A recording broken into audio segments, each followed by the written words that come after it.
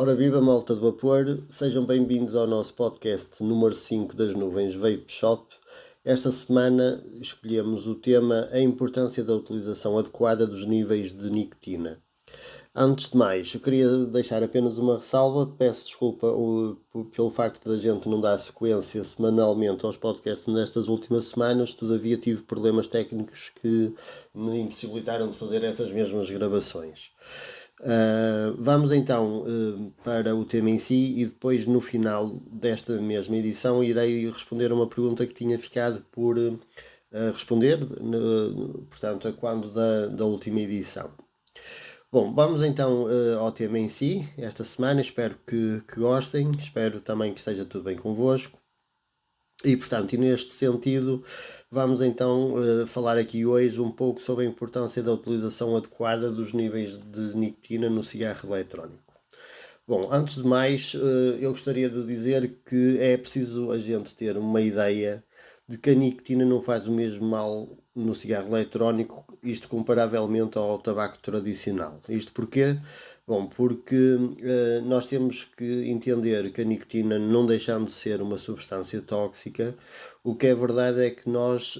na utilização do tabaco tradicional, estamos a queimar umas milhares de substâncias, juntamente com a própria nicotina, o que faz com que, através do processo de combustão, nos seja bastante prejudicial a nossa inalação, ou se quiserem, o fumar propriamente dito do tabaco tradicional, vamos dizer assim. E, portanto, aquela questão de dizer, bom,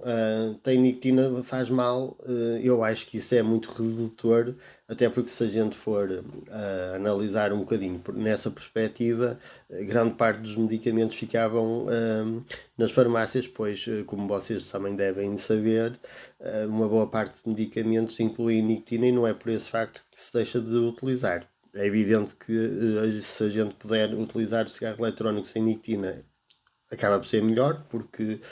em termos práticos a nicotina acelera-nos o nosso metabolismo, o nosso ritmo cardíaco e, portanto, obviamente que se a gente conseguisse utilizar o cigarro eletrónico sem nicotina era melhor. Agora, o que nós também temos de pensar é que nós, até um determinado momento, e quem está a iniciar agora com cigarro eletrónico, estava a utilizar milhares de substâncias juntamente com a própria nicotina, e não é pelo facto de deitarmos todas as outras substâncias fora e utilizarmos um nível de nicotina mais alto, vai ser isso que a gente vai pensar que, pelo facto de estarmos a utilizar, que isto estamos a trocar um vício pelo outro e acaba por ser comparável. Não é, e até porque, como devem saber, as próprias entidades oficiais inglesas, para chegar à conclusão de que é menos prejudicial em 95%, obviamente que tem a ver com situações, com a presença de substâncias, com uma série de situações que nós, com o cigarro eletrónico, estamos a deitar tudo isso fora. E, portanto, nesse sentido, acho que é importante a gente perceber desde logo que a nicotina no cigarro eletrónico não faz o mesmo mal do que no tabaco tradicional. Depois, dizer que é muito importante a gente conhecer os dispositivos que estamos a escolher, porque podemos dizer que, em termos práticos, a vaporização MTL, ou a vaporização boca-pulmão, como quiserem, se nós não utilizarmos a nicotina correta, aquilo que o nosso organismo está habituado no dia a dia, podemos utilizar pouca nicotina e ter como consequência não satisfazer, como no inverso pode ter muita nicotina e pode acelerar não só o nosso metabolismo, como pode até em situações extremas dar dores de cabeça, além de estarmos a puxar outra vez para o tabaco, eventualmente.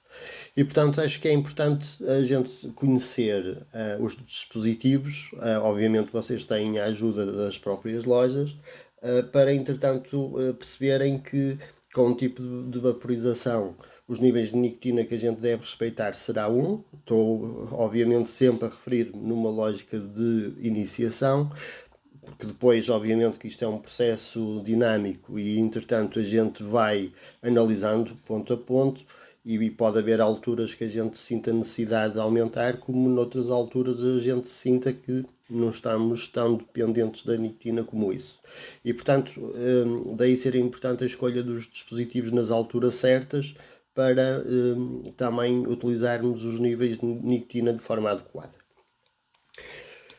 Posto isto, a quantidade certa também tem uma consequência agradável, digo eu, pois aproxima-nos à satisfação do cigarro, obviamente não sendo a mesma coisa. Se a gente escolher um bom dispositivo com um bom nível de nicotina, estamos mais perto de nos satisfazer e com isso da gente substituir em grande medida a utilização do cigarro pelo eletrónico, tendo obviamente a vantagem de estarmos a utilizar uma opção que faz muito menos mal e tendo aqui até outras vantagens, como vocês sabem, que têm a ver com a presença de aromas, de se tornar bem mais agradável até a utilização, etc, etc, etc. E portanto, nesse sentido, acho que acaba por ser também sempre importante nós ter essa mesma satisfação, porque se não tivermos o nível de nicotina adequado, vamos começar, como o outro diz, a bater mal e com isso podemos ter uma recaída, vamos dizer assim. Por outro lado, essa mesma aproximação coloca-nos, tal como eu estava a dizer, mais perto de não necessitarmos nada mais do que o eletrónico, porque eu imagino que quem procura o cigarro eletrónico também tem como objetivo largar o tabaco tradicional. Portanto, nesse sentido, estes são, ou esta é a importância de a gente utilizar a utilização adequada dos níveis de nicotina. Obviamente que eu penso que fiz aqui um resumo muito cirúrgico, vamos dizer assim, sobre este tema. Relativamente então, e agora para concluirmos a edição desta semana, para responder então à tal pergunta que tinha sido feita por um dos membros ou por um dos seguidores do nosso grupo do WhatsApp, se eu sentia que havia ainda preconceito no nosso país na utilização de cigarro eletrónico. Eu não sei se preconceito será a palavra mais adequada. E como em junho vão fazer 10 anos de trabalho no que diz respeito ao vaping ou ao cigarro eletrónico, como quiserem, eu sinto muitas das vezes que existe, como é que vou dizer, existe, isto não é uma pergunta fácil, mas eu queria responder um bocadinho dentro deste sentido. Eu penso que no nosso país existe muito interesse em continuar a haver muita contra-informação. Estou a dizer isto porquê? Porque ainda hoje a gente sente que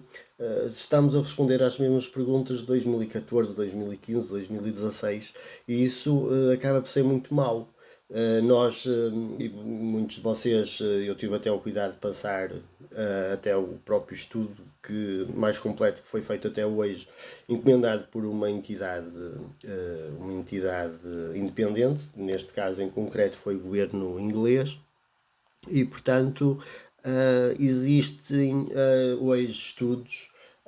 mais do que concretos que nos diz que a utilização de cigarro eletrónico é muito menos prejudicial do que o cigarro. Obviamente que ao longo deste trajeto foi-se criando alguns mitos, eu penso que tem a ver um bocadinho com essa necessidade de haver muita contra-informação e a própria utilização do cigarro eletrónico. Se a gente for a ver hoje, a própria sociedade em si acaba por ter uma imagem, eu vou dizer, um bocado exagerada. Eu sei que os dispositivos muitas das vezes, quando libertam muito vapor, etc, etc, não sei, eu acho que há pessoas que associam um bocadinho isso a outras coisas que não têm nada a ver. Se calhar é um bocadinho também por aí. Agora, preconceito eu penso que não, porque nós tivemos um determinado momento que eu penso que foi quando o vaping no nosso país funcionou melhor e vi muita gente a utilizar e muitas das vezes eu senti que era mais por uma questão de moda do que propriamente por uma questão de entender as vantagens. Hoje não podemos estar a pensar que essas vantagens desapareceram.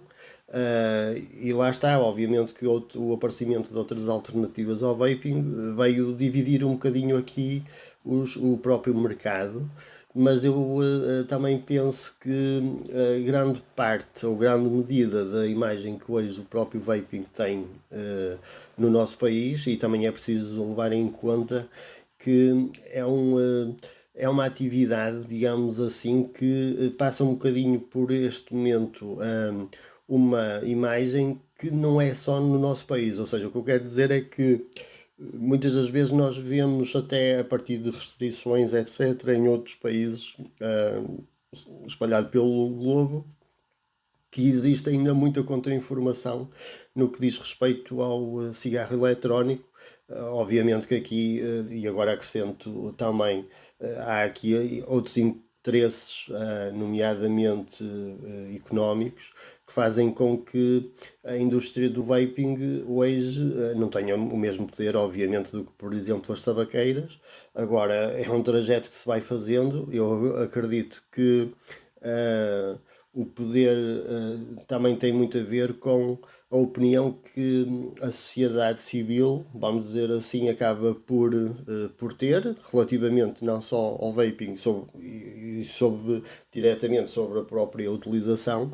e por isso esse caminho tem que ser feito de uma forma em que não existem mitos nem se construam aqui mentiras, pois se esse caminho for trilhado dentro dessa lógica, eu penso que estamos mais perto do vaping ser aceito de uma forma mais transparente, vamos dizer assim. Bom, estamos então